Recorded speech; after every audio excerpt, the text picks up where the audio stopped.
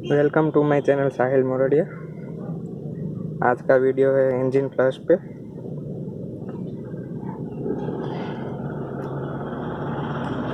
Cap खोल लेंगे engine oil का।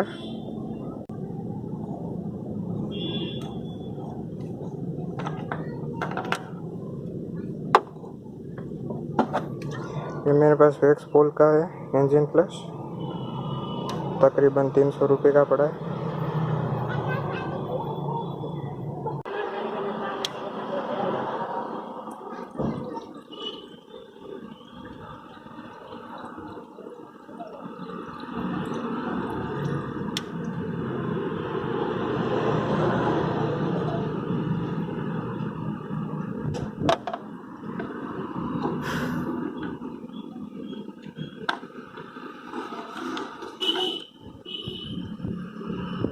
फिर गाड़ी को 5 मिनट तक आइडल पर रखेंगे।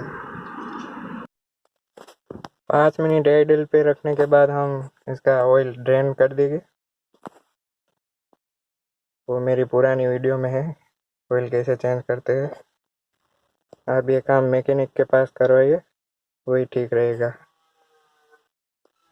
अगर आपको ये वीडियो अच्छी लगी हो तो लाइक, शेयर एंड सब्सक्राइब करना ना भूलें। ये थे इंजन ऑयल के फ्लश करने के क्विक वीडियो।